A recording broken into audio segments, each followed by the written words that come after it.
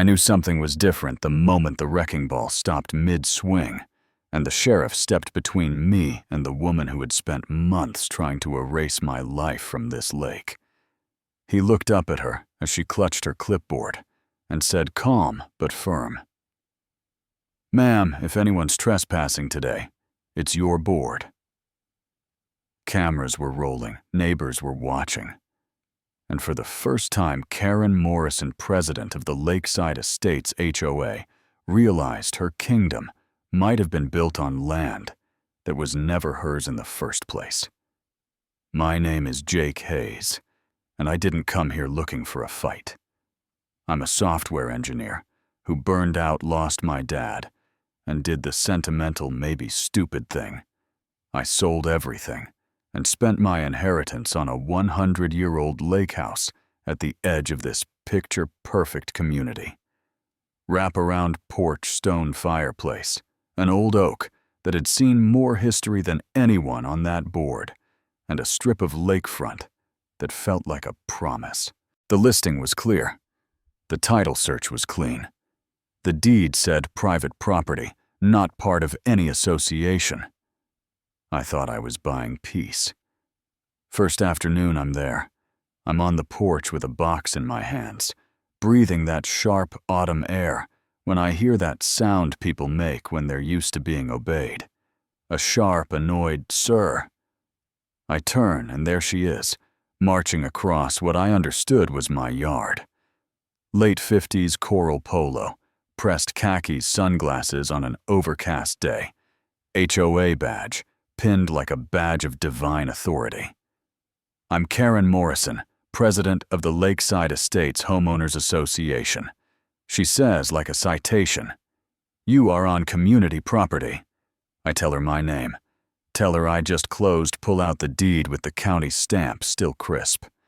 She doesn't look at it. This parcel was donated to our association in 1985. She snaps, pointing with her clipboard at my porch, my truck, my front steps. "We've maintained this land for decades. You'll need to remove your belongings until this fraud is sorted out." Fraud. That hits different when you're standing in front of the only thing you own. I try to stay calm, tell her my title company did their job taxes already tied to my name. She waves it off. "We'll handle this quietly," she says, "if you cooperate." If you've ever heard that tone, you know exactly how it slides under your skin. Before I even finish unpacking, I get violation notices on HOA letterhead. Threats of fines for parking on their gravel for citing color they didn't approve for existing without their blessing. Neighbors start watching me like I'm the problem. One guy at the gas station actually says, "You should have checked with Karen first," like she was the county clerk, and not just a woman with a clipboard and a talent for bullying. I went home, sat at my table, and did the only thing that made sense. I read. I read my deed, every legal call, every coordinate. I pulled the county GIS map, traced the lines, and something snagged. My property line wrapped wider than I had realized, curling around the curve of the lake and running directly beneath the brick community center Karen was so proud of. Either my deed was a fantasy, or their community assets were sitting on land no one had ever legally taken from the original owners. That thought sat in my chest like a live wire. I hired a surveyor, Rafi, quiet guy, sunburnt forearms, all business. He spent a day walking from the massive white oak in my deed down to a half-buried stone marker across the shoreline, back to the road. When he came back, he unrolled the map, tapped it, and said, "If this deed is legit, then yeah, they built half their stuff on you." I sent Karen a calm email with a scan of the survey, asked politely for any documentation of this supposed 1985 donation. She didn't send documents. She sent pressure. Suddenly, there was a random safety inspection. Anonymous complaints about noise.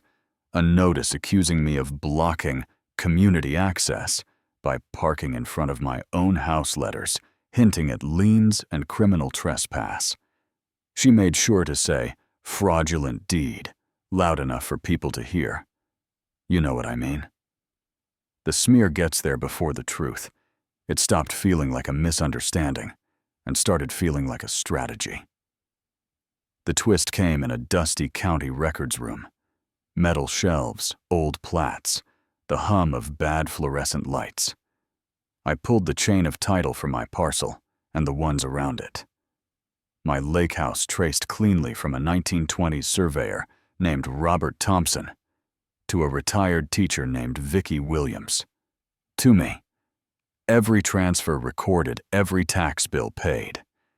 The HOA's 1985 paperwork claimed my tract as donated common land, but there was no deed, no seller, no probate, nothing. On paper, they had just written my land into their dream. When you see something that blatant, it's like cold water. I took it to a land use attorney, Lena, who flipped through the stack and said, "If this holds, they're not just overstepping, they've been operating on stolen ground. And I doubt it's only you." That was the moment fear started giving way to purpose. We dug deeper. We found families who'd been leaned on by Morrison Law Firm, yes, same last name, to resolve underused parcels for the good of the community. Letters full of polite threats aimed at people in their 70s and 80s. We found photos of Vicki grilling with her family on the lawn, the HOA now called their community green. No trespassing signs clearly visible in the background, later torn out. We confirmed Vicki had paid taxes on that full acreage right up until her death, while the HOA claimed tax-exempt status on facilities that legally were never theirs. It wasn't an accident. It was a pattern dressed up as civic pride. The more truth we lined up, the louder Karen got. The fines escalated on paper. Then came the big move, an emergency demolition order slapped onto my door, claiming my 100-year-old house was an imminent hazard, scheduled to be torn down in 48 hours. The engineer's report they cited was based entirely on photographs provided by, you guessed it, the HOA.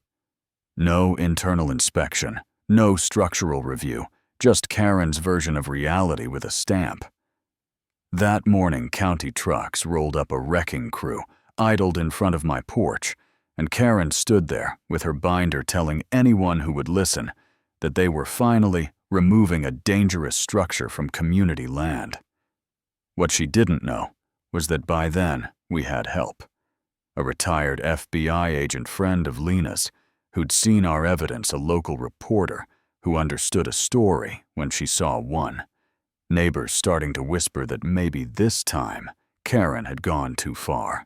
So when the sheriff stepped out of his car and my attorney handed him the real structural report, the notarized county letter stating my parcel was excluded from Lakeside Estates and Rafi's survey overlay showing their community center planted squarely on my deed, the whole scene shifted. The sheriff read, asked a few careful questions, then walked up to my porch, tore the demolition notice off with his own hand, folded it, and said, "This order is suspended pending investigation. Nobody touches this house."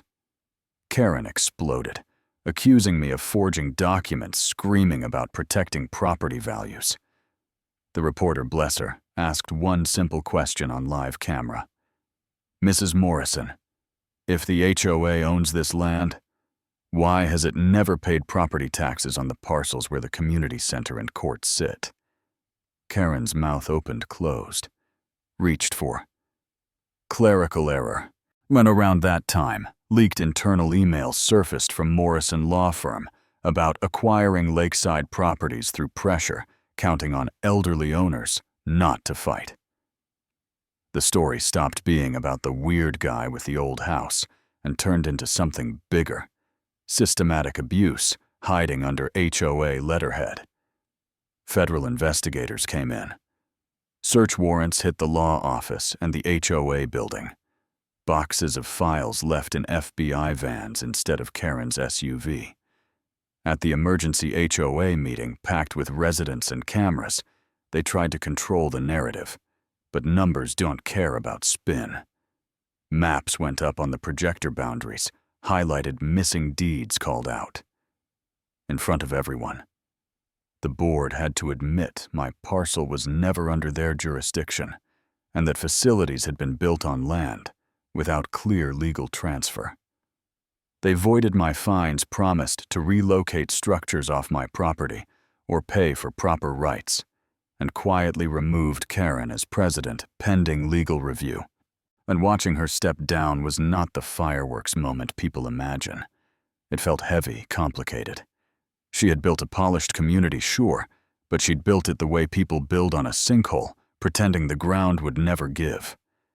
When the indictments landed, fraud, falsified records, conspiracy, part of me wanted to cheer. Part of me just felt tired.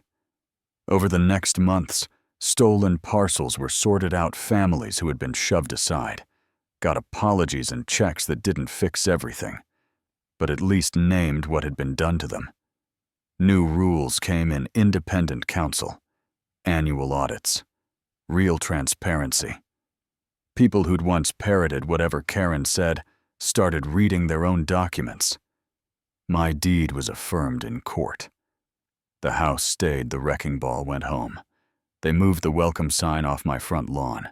My porch, my driveway, my lake access finally existed without someone else's logo stamped over them. A lot of folks told me I should have gone harder, dragged every resident bankrupted. The HOA made them an example. Maybe they're right. But I kept thinking about the kids riding their bikes, the retirees who just wanted a quiet life and trusted the wrong people. In the end, I chose a line I pushed until the truth was public, the fraud was documented, the ringleaders were held accountable, and the land was back where it belonged. Then I stopped. I wanted my life more than I wanted their ashes. So let me throw it to you.